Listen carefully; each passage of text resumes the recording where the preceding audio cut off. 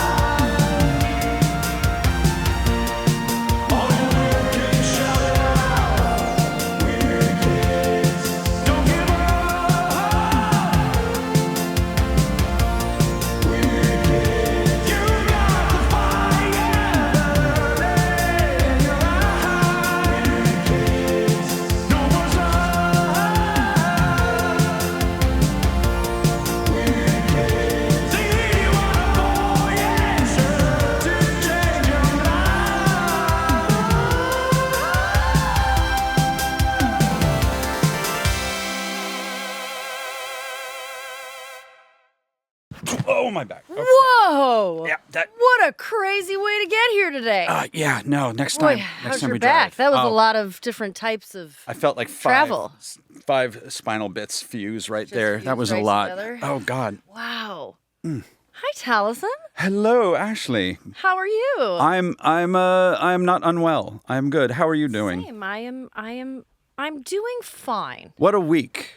What a week. And I don't even know what day it is. No. I think it's a Wednesday? Maybe. Yeah, that Possibly. sounds about right. All day. Who knows?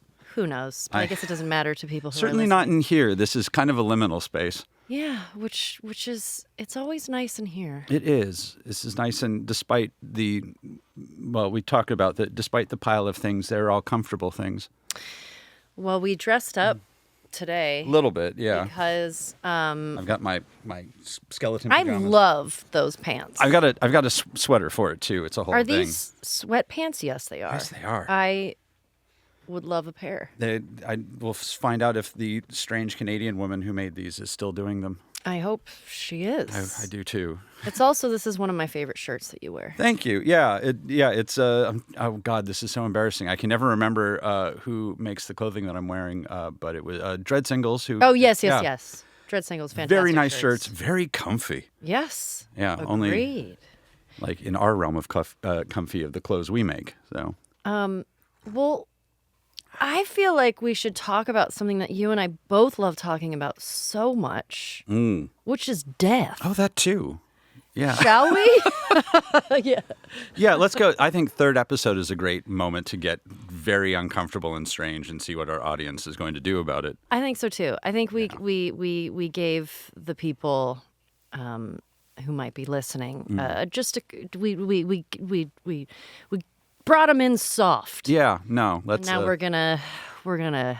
Let's hit a weird landing. Let's jostle everybody's luggage real bad. Yes. Yeah. Yes. So we decided to don ourselves and a little bit. I just went full all black. I was saying earlier, you look like the person at a funeral where I would wonder if you had something to do with it.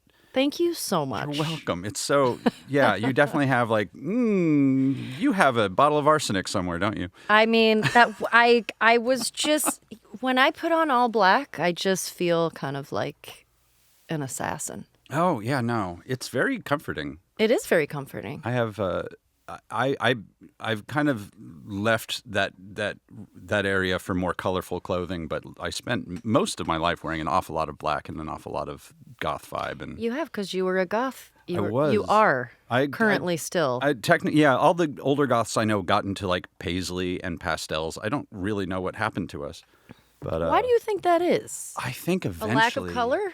Yeah, I think eventually you just want to celebrate life a little bit more rather than which it all is. I can get into a bit of goth, but yeah, I'd love to. Jim Henson died, and I wore black, and then kind of didn't ever really stop. That was kind of what happened. It was all Jim Henson's fault, Really? which is ironic because he wouldn't let anybody wear black at his funeral. Really? Yeah, it was a very big, colorful affair. When did he die? I was in 7th or 8th grade is what I would say, because that was when I Okay. met my first goths. And when you met your first goths, were you instantly just like, oh, this is my family? Oh, worse than that. It was, I want to be you, or I hadn't quite figured out that I also want to date you, but that was coming quickly. Okay. So, but it was definitely there. What is this, and why am I delighted by it? What are you drinking today, by the way? Chai. You're drinking. Oh, yeah, you like your chai. I do, and this is a wonderful mug that a friend of mine got from. That says my name. There's nowhere I can get anything with my name on it except for Frank Lloyd Wright's Taliesin East and Taliesin West. Oh. So, a wonderful friend of mine sent me this not too long ago. How fantastic. I have to have, most of the time, I have 3 beverages, sometimes more, because I can't A little thin make a today. decision. I've heard that's also a sign of ADHD, which Or I don't understand these things. But I have Temperature my regulation. coffee and I have a Dr. Pepper. hot and cold. Yeah. Yeah. And I also have I guess I do have 3 because I have my water bottle. This is stupid. Nobody needs to know this. When did you? I'm going to go right into Yeah, it. let's get into it. When Let's get did into you it. become conscious? Do you remember becoming conscious of your end point? Death. Yeah, or an end point in general. Wow. All right. Well, we can start off with this. So I actually just heard this story from my mom. And when we lived in Michigan, I went to a funeral. She said it was just the 2 of us. And I was 3 or 4. And it was family friends of ours. And it was, let's say her name, but we'll call her Grandma Lily. Oh, good Okay. name. And very close family friends. The grandmother passed away, and we went to the viewing, the wake. I can't fully remember. I vaguely remember it, weirdly somehow. Seeing the dead body for the first time, and my mom said I was very upset, and I kept saying that she didn't want to be in there. She didn't want to be in her coffin. So when we got to the burial site, Grandma Lily rolled out of the coffin because Sorry. somebody, one of the pallbearers tripped, and it was on a hill, and she rolled out. She rolled out of her shroud. She was naked. And I was apparently yelling, "See, I told you she didn't want to be in there." So, That is the way to go, is just inconvenience as many people as possible. Yes. Just cause a scene to the very to end. the bitter end. Fuck, that's good. But I also, my grandpa was a coroner. And so a lot of, which we forgot to talk about this yesterday on Oh our my. field trip that we went to. Yeah. We'll get to later. So we heard a lot of dinner time stories were a little dark about, there are many that I remember and I don't think I will ever forget because they were so disturbing. But also in my family, many people have passed away in my family. So Yes. my dad being the hardest, and I was just about to turn 17, about a week before my 17th birthday. And yeah, I mean, it sucks, but it's also, I think there's, I I don't know. There's a part of me that I feel like being exposed to that early in life, I don't know, I guess take life a little bit more seriously. I agree. I agree In some ways. yeah. Well, and again, experience is experience, but I would say I'm a believer in having some experience with this early on, but Wow. I don't know what the alternative feels like. This is just my personal Yeah, experience of sure. having. When do you feel like you were exposed to it? Oh boy. I don't actually remember. Well, I remember having my first bout of existential dread, and I was very young. I'm like probably barely in double digits. But like, I can't think of anything that triggered it. I think I just like was going to sleep one day and went, "Oh no!" Really? It was just like a panic. It was, and it's never really gone away. I actually have like a short bout of existential dread almost every night. Like that's Yeah, usually I my kinda do last too. thought before I go to sleep is maybe this is it. When it's What if probably I not didn't healthy. wake up? Does death scare you? No, not really. Okay. And there are different kinds of death. So Yeah, and I'm not even yes. talking about pain or otherwise. I do have the notion every night, which is, would I be satisfied if it was over right now? Is usually one of my last thoughts. And sometimes the answer is yes. Of like, okay, this is fine. Or, no, this was a very bad week. I don't feel like this is appropriate. Yeah. Yeah. I feel like it was a waste of a week somehow. It scares me. Of course. I mean, of course, I think it's yeah, it's I feel like ultimately I would just like to not know. Yeah, And I would like to have a long life and just at the end of things and then just go to sleep. and I'd rather not do it if there's the option. If there's an option to not. No, to just keep going. I will admit, I would like to. There's always a new Marvel movie, and I feel like that's enough to be like just one more month. Just one more month, one more summer blockbuster. I want to see where this is going. Oh man, do you? Well, I wrote down so many things to discuss, Well, I mean, it was, and I know you yeah. did too. So It crystallized for me beyond like into gothdom. I was in Latin class. I had to take Latin in 7th and 8th grade because I went to a ridiculously silly performing arts junior high school, as one does. it's very Los Angeles. Oh my! It was Crossroads. Yes. Yeah. So like, This I know. I didn't know if you were going to want to say the name, but Crossroads. I have to is call them out. Just infamous. I mean, Ponzi. It was a school that I don't know. I heard so many stories. Probably true. And probably true. Yeah, I feel like it was a lot of kids that went there that were performers of some sort in yes. acting. And the children of performers. And children of performers. Yeah, which is also why, again, not a lot of, I don't want to say real people, but it was definitely like, I'm still in that weird space where even the young people I know are not real young people. We were all, there was a lot of, and I don't mean to generalize, but. What do you think is the overlap with gothdom and death? I mean, it's. Or macabre, what is it? I mean, because the internet is the internet now, there's a lot of parsing of this where people are like, actually, there's like 30 different flavors of goth. And like, Fair. You can cut anything up into tiny slices. Yeah. That's wonderful. And I appreciate it. Most of the people I know, in my experience, it was a way of absorbing some of that existential dread and taking it into yourself in a way where you could. I felt personally like it was a way of making that existential dread a bit of an ally. I was also a very phobic child, so this was a good response to it. And then just like facing it head on type of a thing? Befriending it. And then it's kind of beautiful. Thank you. I mean, it can be, and it can prepare you for a lot of tragedy later and give you a lot of tools to get through it. And it's how to put this. it was an interesting community in that direction. And it also is not necessarily about personal mourning. There's always there tends to be kind of a macabre movement in Western culture anytime that you're getting towards the death of an empire.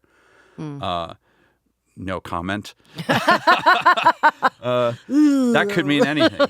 It can kind of come out of the woodwork if it's just in the air. Yeah. Something is starting to smell like rot. And there's music, and there's music that accompanies it, and it's kind of its own beautiful thing. And then in Latin class, I discovered the notion of memento mori because we were forced to take it, which is remember you must die is what it means, more or less. Okay.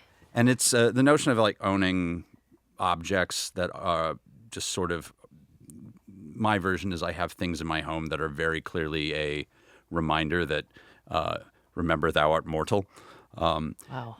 Dead objects of bones or Yes. Yes. and like the Victorian, like, who was it that had a crazy one? Oh man, Mary Shelley kept her husband's heart in a box. What? They found, yeah, there's some debate on whether or not it actually was his heart, but she had a thing that was definitely, she at least claimed was his heart in a box with a poem that she had written. And Wow. people were weird back then. It wasn't entirely uncommon. You can still find like 19th century jewelry made out of like loved one's hair that had been spun together. It was kind of a thing. See, I kind of love that. I do too.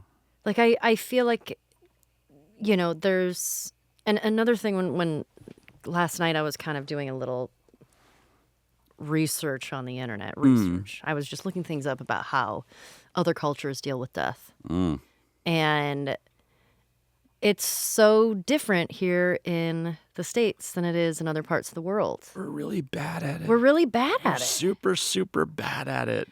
I feel like something that I have loved for anytime I like Day of the Dead, Oh, Dia good de los times. Muertos, it just seems like such a beautiful way every year to celebrate your loved ones. And we have some I good wish we ones. did something like that. We have some good ones in L.A., but yeah. Really? And I love I love a wake. I'm a big fan of a good wake. Yeah, good wake. Like, yeah. Sometimes funerals can be, I feel like with my dad, we had a funeral, which is what we called it because we played a lot of music. Writing that down. Yeah, we Funeral. It was a celebration. We had everybody telling stories. Another thing I looked up that I thought was fascinating, which I had never heard of, which in Ghana they make fantasy coffins. Have you not heard of this? Go on. I'm so excited. No. I'm telling you something No, you hurt me. haven't heard of. So they make coffins that are, they can be shaped like an airplane. Or if you were a priest, it's shaped like a big Bible. Or like if you were super into like Nike sneakers, it could be like a Nike sneaker. And they're like these beautiful, awesome art pieces that are just...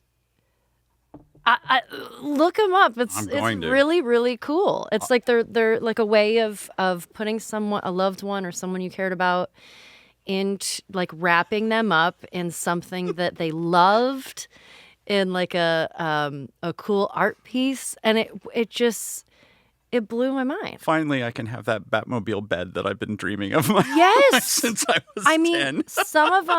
some of them were like a kind of like a sailboat. Some of them are cars. It's just something that you loved, and you were like, "This is what I finally want to be wrapped up in." Oh man. And I thought I was really cool. Oh man, Yeah, that's fun. So check them out, Fantasy Coffins. Fantasy coffin. Again, I got to write that down. Another one that I thought was kind of interesting, and I'm sure there's many versions of these in different parts of the world, but in Madagascar, I feel like I'm not going to pronounce this correctly, but I think it's called Fama Dahana, and it's turning of the bones. Ooh. And every 5 to 7 years, you've probably heard of this. I've heard a little. It's been a while. Keep going. They unearth their loved ones and remove the old burial shrouds and give them new ones. And then they spend time with the bodies, and that seems to be a thing that I feel like we don't do here in the States. Is like spending time with the body. We do a thing. I'll say Western culture. We're almost against that notion. Like it's a lot of most funerals. I tend to find is how long can we keep this person looking like they're okay? Yeah. Or we're really big on preserving like bodies. There was I'm trying to remember what college, but back in the turn of the century, there was somebody who worked for a college who didn't want to lose his seat on the board, so he had himself preserved, sitting and still in the boardroom, so that he had he technically always had a vote, even though it was always no vote. Also, one of the clubs I used to go to had a dead clown on display. Of course. Yeah, they had preserved. It was a famous clown, which is what a lot of carnivals or famous criminals or famous performers they would bring them around to show them off. What was the story that you told me that there's like a body that traveled around? Oh boy, that might. He has a great name. He was the world's worst train robber. Yes. Macari. That might be a Google to remember that man's name. Yeah. I can get through a bit of it really quick, which is fun. Because you told me the story, and I was like, "This is Curry." I had never heard it. He tried to rob a train. It went really poorly. He got shot. And then the doctor he went to decided to embalm him. Didn't do a really great job, but what era is this? Oh, 19th century. Okay. I think it's Elmer McCurdy. Elmer McCurdy. And what year approximately? Era? Vaguely? There's a wiki. 1880. Born 1880, Perfect. died 1911. Perfect. And sold him to a carnival as a bank robber to show off a criminal. And he did such a poor job at embalming him that they had to like keep kind of coating him with paint. Like these things are not designed to last forever. No, embalming is only so good for so long. Yeah, because it's only supposed to be for the time that the family's supposed to be viewing it, and then you put it in the ground. Yeah, well, and like, the things that they were doing with these are things we don't do anymore, which was like try and make them okay for like 8 years, like a lot of travel. What does that even entail? Oh man, I used to like the one that they did with the clown was apparently the last time they did it, and it had something to do. They had to like constantly spin him to get it's gross. Oh god, he was in full makeup too. I have a picture somewhere. You gotta find it. I'll find it. I got it somewhere. But he kept getting like painted and resold and resold to another carnival and painted. And then eventually they just didn't know that he was an actual person because there were so many layers of paint. They just thought it was a creepy dummy. And he got put in a fun house in Long Beach on the pier, hanging like jumping out. And then they were shooting, I want to say it was an episode of the $6 Million Man. And they tried to move him, and like the arm came off, and they're like, "Oh no!" They're like, "There's some bones in there. There's stuff in there."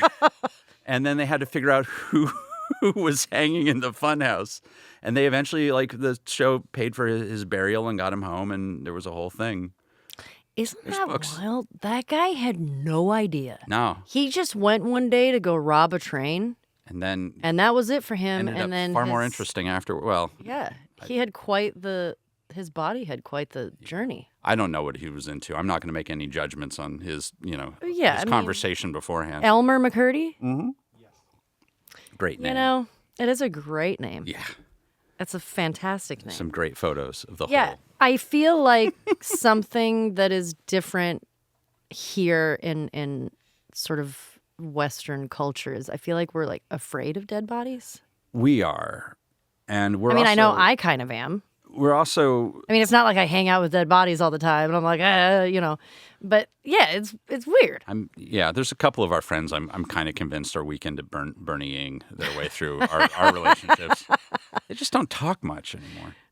But and I watch so many friends who work so hard to pretend that people they've lost are not gone.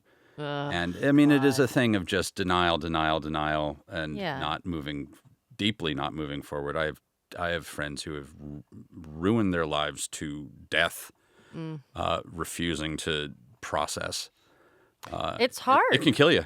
It is. It can. Yeah, death can kill you. But it's also it's like there's, I mean, I know there's all of the books and all of, therapy or things to help you grieve and tell you how to process those things, but like it's hard. It is. I mean, if you love somebody and then they're not there anymore, that's a really hard thing to try to deal with. Oh yeah. It's a lot of process, and it's a never-ending one. It's a never-ending process. Yeah.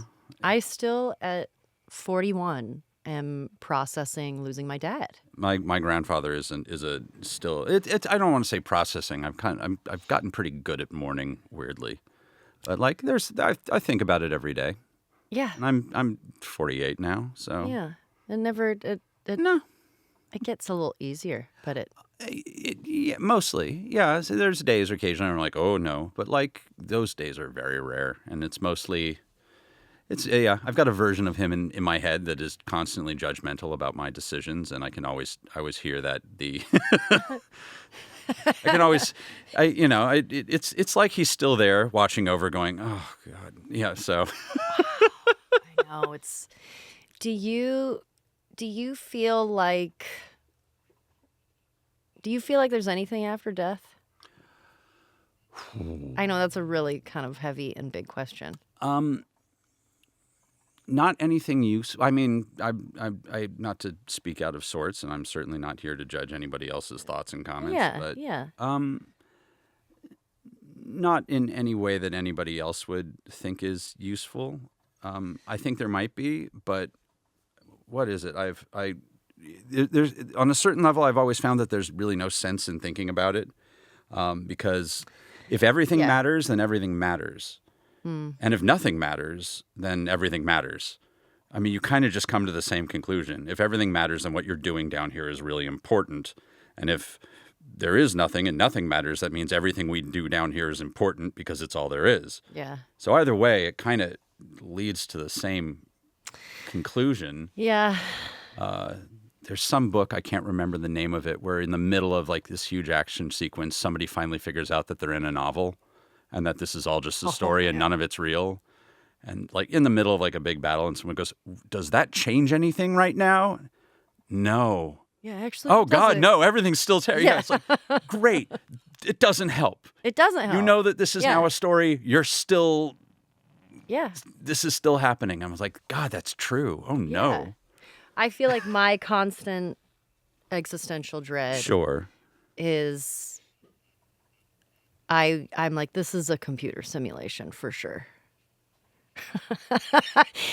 And like, it would be worse if it was. I feel mean, like it's bad, but like, yeah, but I don't know. I mean, it is something I think about all the time where I'm just like, what, there's something, it feels like there's something else, but I don't know what it is. Yeah. And I feel like maybe one day, like, okay, this is getting really far. No, go far. And I'm going to sound like an insane person. No, you're rolling into my territory a little bit. But like, all right, ghosts, aliens. I kind of feel like it's all kind of in the same thing. I feel like there's an overlap of something, whether it's... I believe in the collective unconscious. Interdimensional. Yes, collective. Yeah. Yeah. I don't know. I think what drives me the most crazy is that I probably will never know and never have the answers. No, not until you're stuck in having a Beetlejuice afterlife where, you're going to have to sit. If we get that. Yeah, you're going to just sit and haunt like a shitty Macy's abandoned in I would the valley. love to haunt a shitty Macy's. But the thing is, that's fair. Like, there's a part of me that is, like even sometimes when I think about ghosts or loved ones, where I'm like, sometimes we're having a very dark conversation, but I'm trying to keep it light. But like even sometimes, like when I think about my dad, I'm like, are you here right now?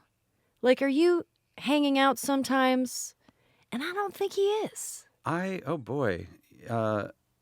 Like ghosts to me, well, I don't know. What are your thoughts on ghosts? You obviously are wearing a shirt that says we are all eventual ghosts. I mean, again, goth kid, and I also spent a lot of time in cemeteries as a teenager. I would bring a picnic at the middle of the night and have picnics in cemeteries.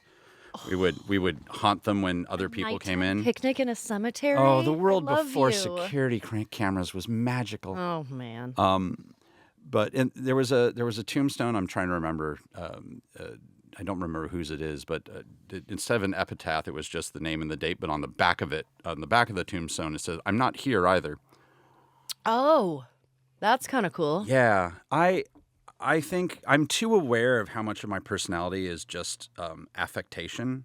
Okay. And I'm aware of how, and I blame mental illness for this. I thank mental illness for this, maybe, of like, I'm aware of how much I can take away and how much is just, how much is just sort of decisions I've made in my life, and they could all vanish, and I can have that, who am I really? And then the answer is always, well, who's asking? And you're like, well, okay, it's that much. Yeah.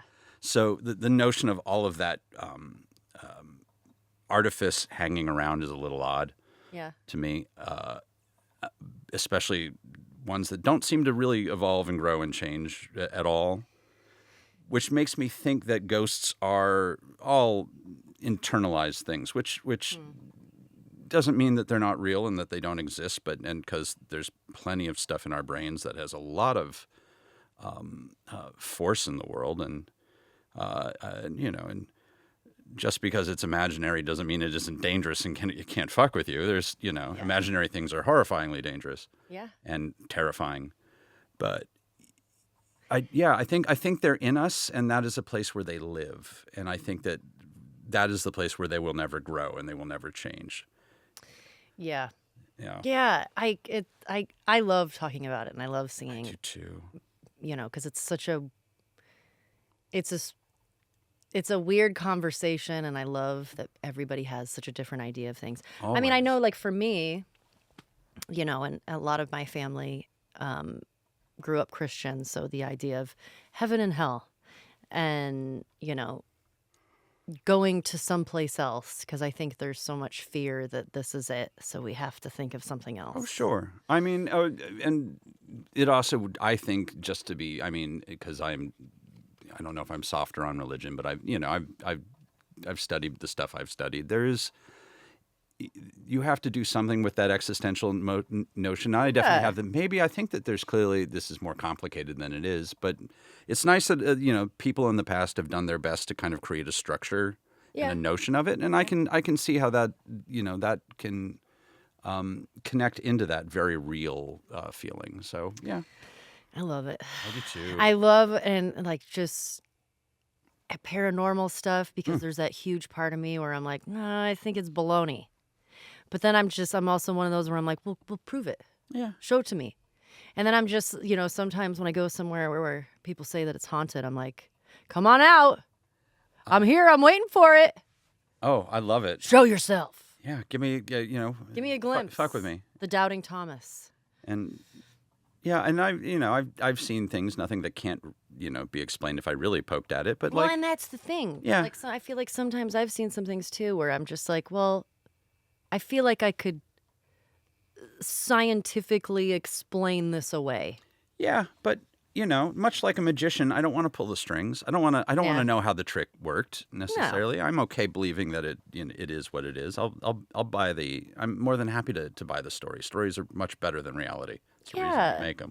I agree. But I just there is something more. I feel like there's something more, but we just don't know what that is. And never will.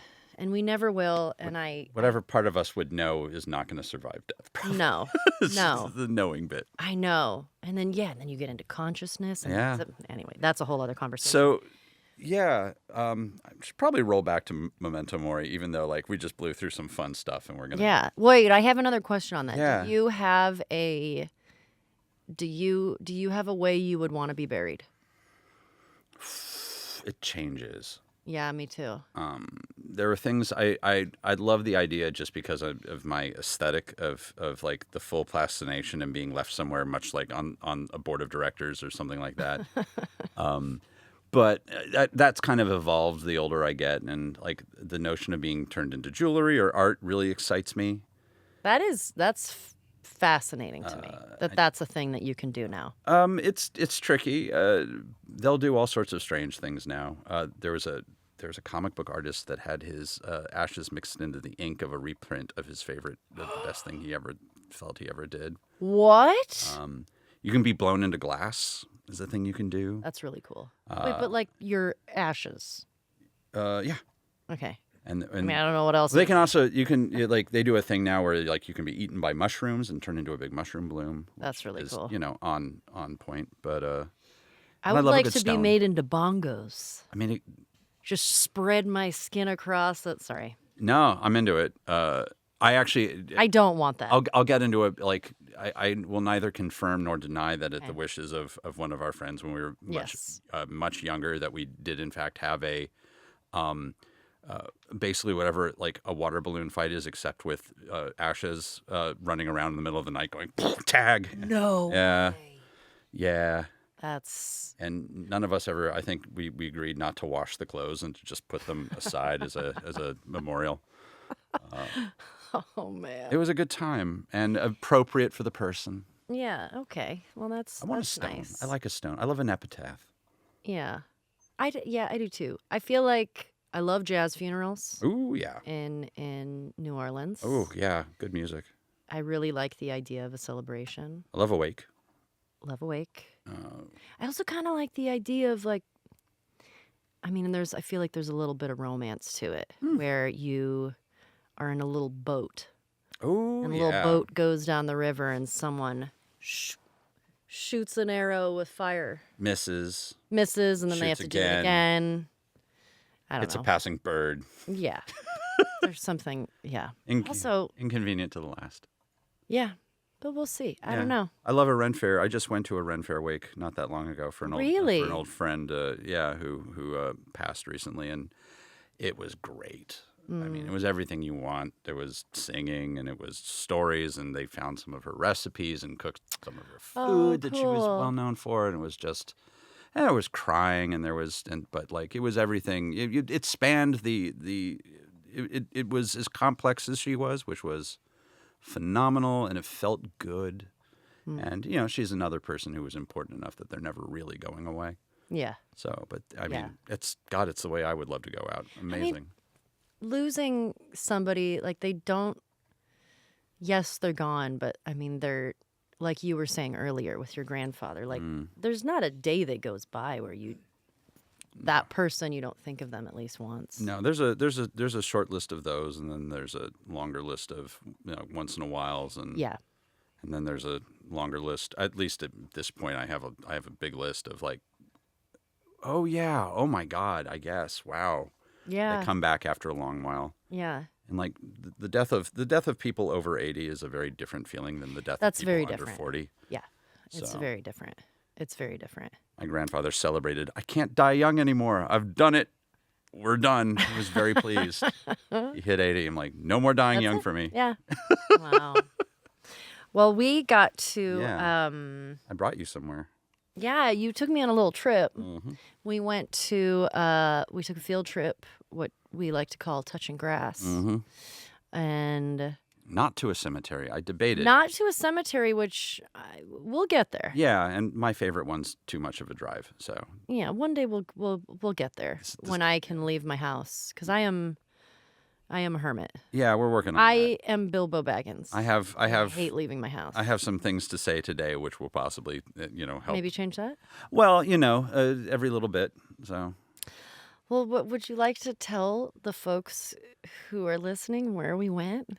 So, I have a very old friend of mine, and like an enormous number of people I've known for decades, is a very, very well-built eccentric and has done fascinating and wonderfully weird things with their lives. And not that long ago, she decided to open a, I suppose, macabre curiosity shop, specializing in taxidermy.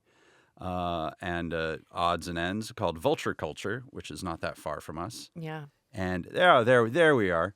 There it is. Ironically, next to Gun World, which I really they have a very good relationship. I will say it's Burbank, so things are a little chill, and it's interesting, like this very masculine totem next to this like very feminine witch vibe. Yeah, it is a very funny block of Burbank. Burbank is a really where we were Beautiful downtown in California. Burbank. Beautiful downtown Burbank. It's a very funny little town, but. We met at Atomic Records, which is a fantastic record store. We both got two doors down. We both got some great weird little. There was a section that was just personality, strange and weird. Yeah. Which our friend Marisha is a big fan of that section. Oh yeah, and has found some good stuff. So we went there, got some records, and then we went next door. Yeah. And I got to meet Alicia, who for the first time, your friend, and was astounded by her. Yeah, she's a lot. She's amazing. She's one of the like weird collection of women that I got to know as a teenager that ended up becoming just monstrous and terrifying personalities of any one thing they decide to aim at, they succeed. Yes, she's a badass. Yeah, she's just she's endlessly talented, just as an artist and as a taxidermist. Yeah. But just like I've always been fascinated with taxidermy. I have some pieces, mostly birds, because I love birds, and rarely do you get to see them up close. And she so wonderfully opened up the shop just for us because it was the day that she was closed, and I touched everything. Yeah, no, there was a lot of petting. There was a lot of petting and like so many different animals where I'm just like, you would never get to pet these. Porcupine. The porcupine was so weird, and the porcupine was in the back. Oh, look it! Oh boy! So this possum. It was. I might have to go back for him. This is one of my favorite kinds of taxidermy. I'd never seen taxidermy like this before. I hadn't until she had opened the shop. I was not aware that this was a thing you could do, which is soft. Like it's not. It doesn't have like a hard base to it. Yeah, it's like a stuffed animal. Yeah, this one is strange because it has a skeletal structure in it, so it makes this weird cracking feeling, like a posable action figure. Which it's because it still has the skeleton. It still has the skeleton in there, and that actually like creeped me out a bit, which is impressive. It's hard to do. I fell in love with him. They're very. And I couldn't put him down, and I was just like petting him the whole time we were in the store, and I was like, "What am I doing?" Yeah. Like I'm holding this creature like he's real, but there was such a comfort in it. Yeah. Oh, I should also point out, just to put down for anyone who's worried right now, there is nothing in this store that isn't monstrously and ethically dealt with. Yes. There is nothing. Yeah. Well, that was the other thing that I learned because, since I'm somewhat new to this world, we also had talked about taking a taxidermy class together, which eventually one day we will. But there are many rules and regulations. Yes. And which I very much appreciate, especially with birds. Yes, very much so. And you can get in a lot of trouble. Yeah, she was saying that a lot during the Victorian era? Yes, the Victorian era. So many birds went extinct, specifically songbirds, which makes me so sad. Where they would use them for brooches or for hats or for decoration. Lots of hats. Yeah, a lot of them ended up on hats. And went extinct on hats. Yeah, which is so sad. Oh yeah. So now there are so many rules that are just wild. Oh, this was the dodo bird. Yes. Which was very big. Yes, it's a very big bird. But also the face was so cool because it was 3D printed and modeled after the dodo bird that Darwin had found. Yeah.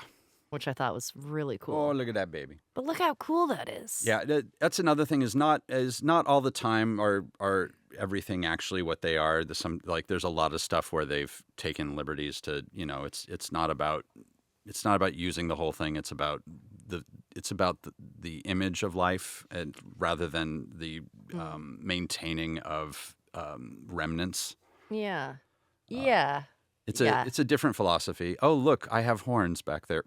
Oh, yeah. See, I do this picture because I had just taken it of the bird and I sent this to you no. yesterday. And I was like, look how perfectly lined up you were with those horns in the back. That's a bad sign. Or a Or a good sign, I'm not great sure. sign. Yeah, I find she was just incredibly fascinating to me. Alicia's very smart. Yes. And also is a prop master on many different films. He owns all these creepy stuff. Yes, and there were many haunted and cursed dolls in the store. A few doll houses too. A few doll houses. It was a really fun space to explore. A little bit of rogue taxidermy, which is my favorite thing. Rogue taxidermy? I believe that's the phrase for sort of off-kilter, unusual, like anthropomorphized. Okay. When you put an animal in when you do like a squirrel, but except putting them in a dollhouse and maybe have them drinking a cup of tea. A little cup of tea. A little fanciful. I did purchase a baby duck. You did. It was a very cute duck. That is in a bathtub with a little toaster that's about to fall in. And I didn't bring it just in case anybody would listen. I like things that are a little disturbing. I'm sorry if it upsets you, but I get it.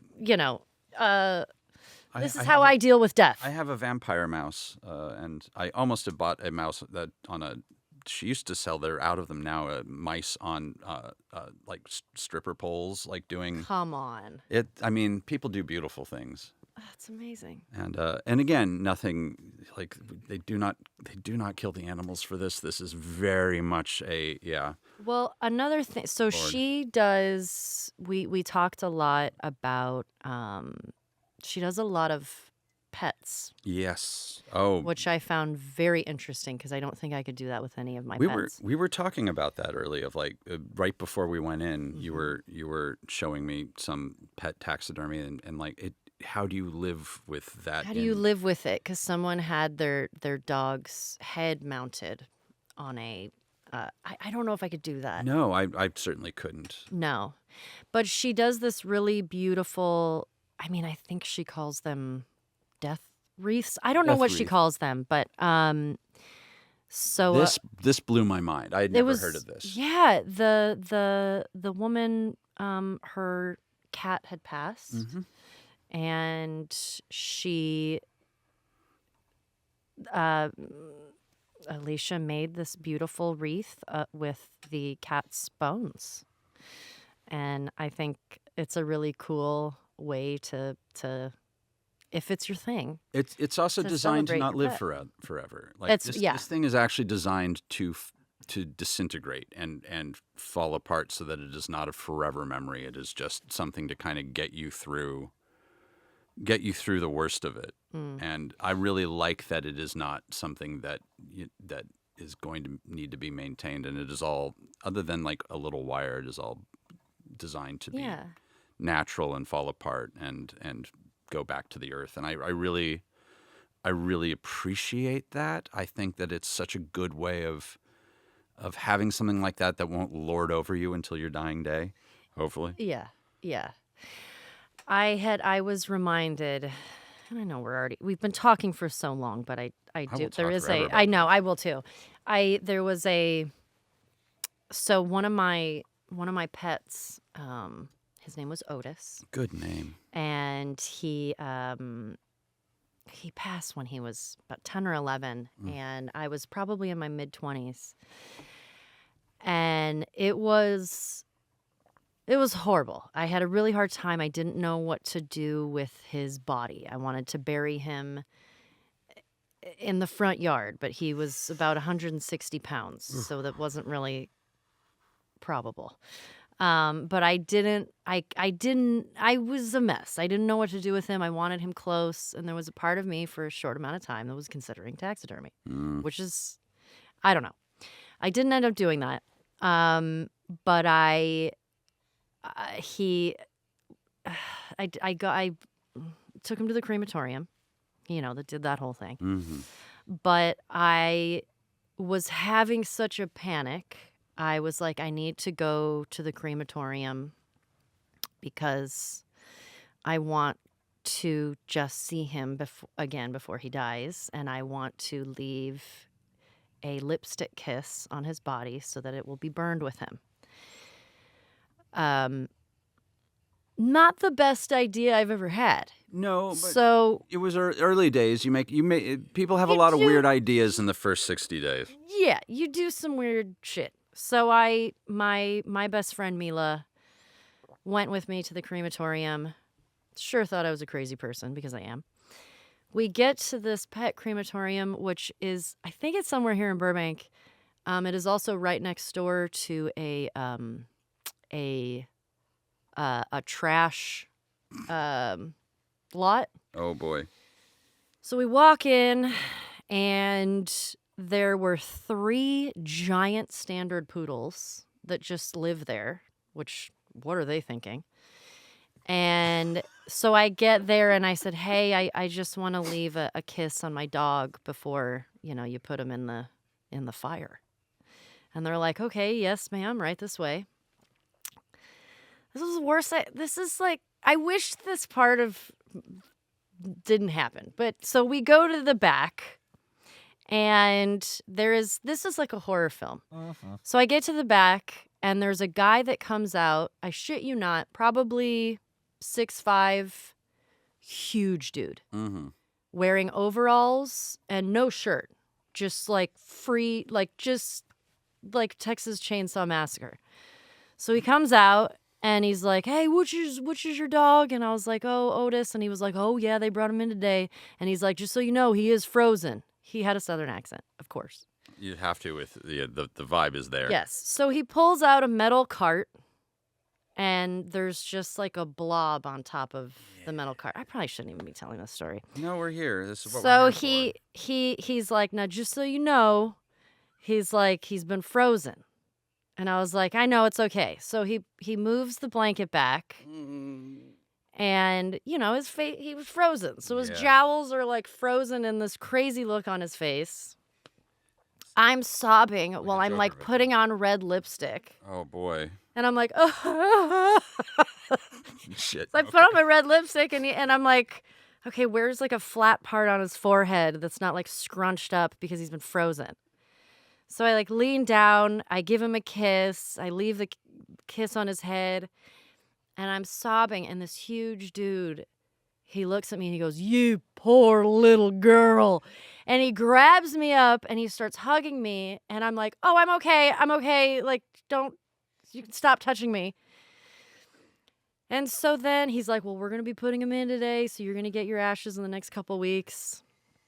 And, his little feet were like, I wish I had never seen Otis, it. not the. Otis. Okay, I was like, No. he had really small No, feet. sorry. Okay. So, yeah. No, So just needed some clarity we there. get back in the car, and Mila, she's like, she has anxiety. So she's like, I need to take an Ativan because that was a bit much for me. And I was like, I'm really sorry. Thank you so much for being with me for this.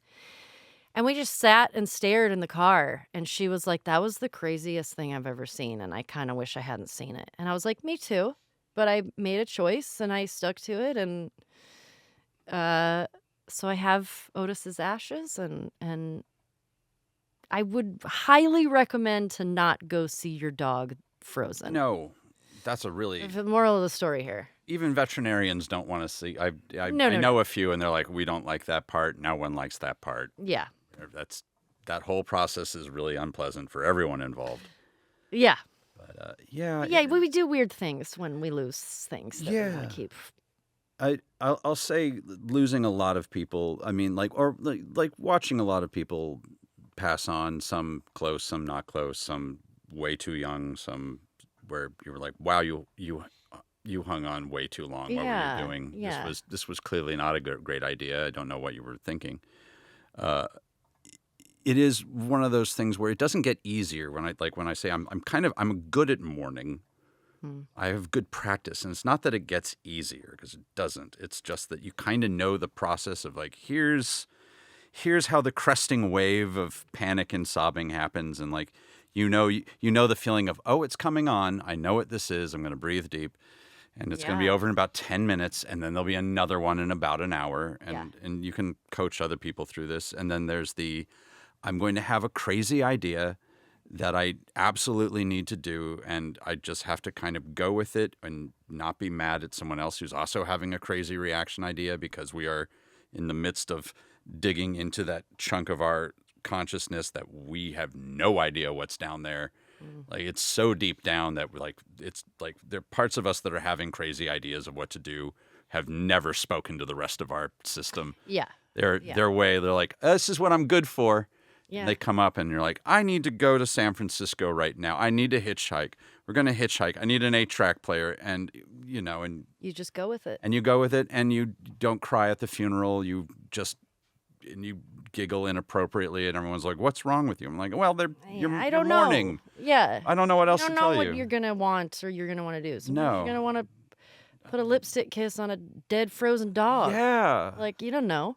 Or, I mean, yeah, it can vary, and it makes it easier to kind of talk people through it as it goes, Yeah. which I really appreciate. I also like sad people. Happy people worry me.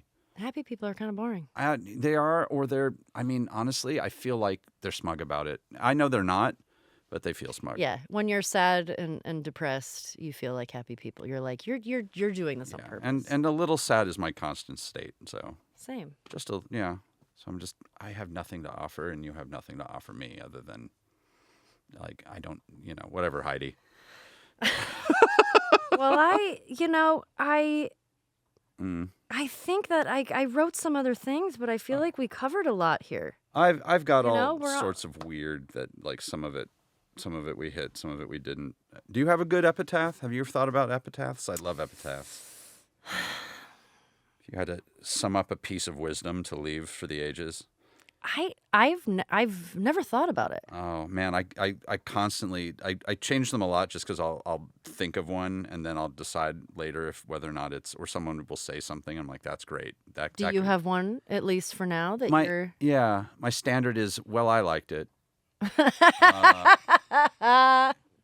I liked it. I live by that. I kind of love that. Thank you. Yeah, it really is everything we do here. Yeah. And then there's ones I really appreciate.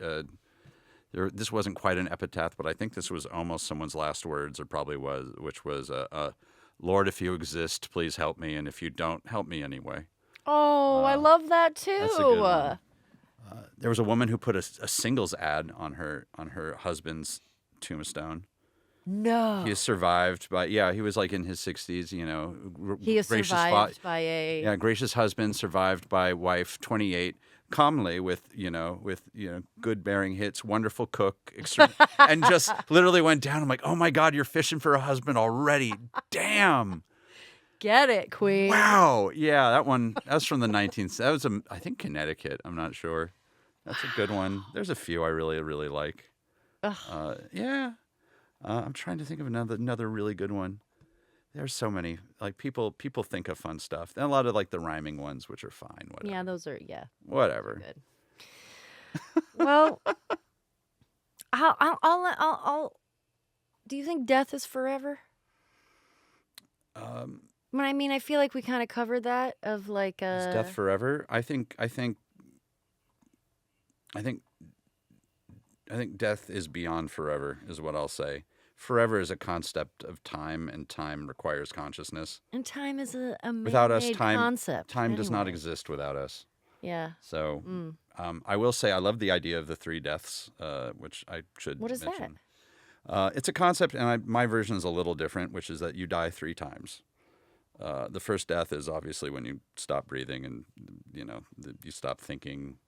You're put into the ground. Everything, when we take the body and put it away. The second death is when the last person who actually knew you is gone. When there's no one left on earth who ever knew you. And the third is the last time anyone says your name. Ugh. Yeah. That's sad. It's why I it's why I collect wax cylinders and things like that, is because I have these copies of songs, and this is it. Wow. And if I put it on, it's a voice that it's been a very long time since anyone's heard, and all of this is gone, and this is just this one moment that I get to bring it back. This one moment in time. That's what it's one of the reasons why I collect old things, is I love the feeling of time. I love old coins, hundreds of years old, sometimes thousands. Like, you find these pieces of metal that have been through hand after hand after hand, and now they're here. And there's just the weight of that time I find really, it's like listening to a really good Pink Floyd album all together in like 30 seconds. Just, Yes. Yeah. Transcendence. Yeah. It makes me feel like I'm a part of something bigger. Time might be my religion. You're like a Time Lord. Oh, You're God. just time. I feel like time. She is says good this religion. and she's never watched an episode of Doctor Who. We're gonna fix I this. haven't. Well, it's But something you're we're not gonna wrong. work on. You're not wrong. I mean, I know there's a booth of some sort. There's Time Lords. I don't know what that means. Oh, man. There's something that starts with a D.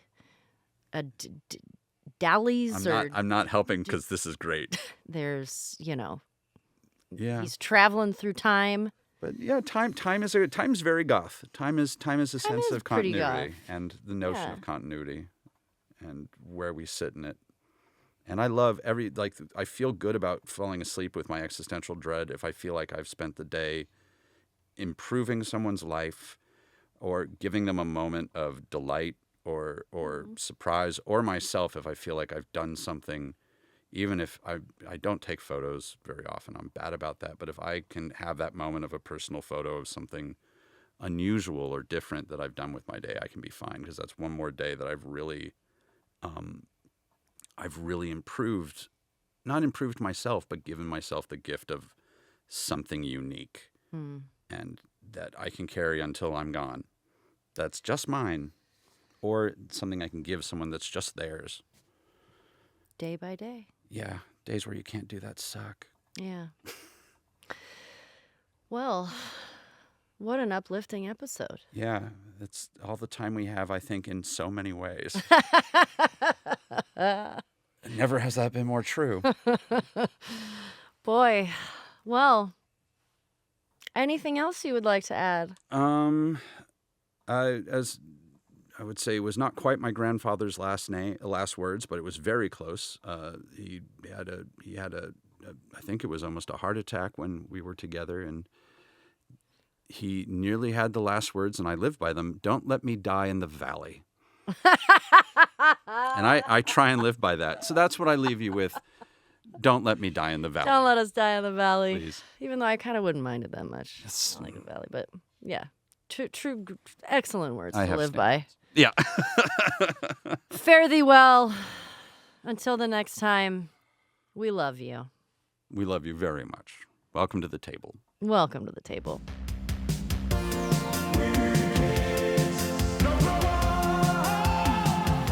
Hey! Hi there. Welcome to all of our new Weird Kids watching us for the very first time.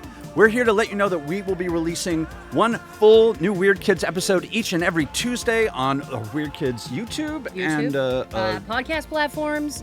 And also, you can catch them all on ad-free at beacon.tv, where we will be releasing exclusive full episodes. very soon. New episodes. New episodes. Oh my gosh. Very soon.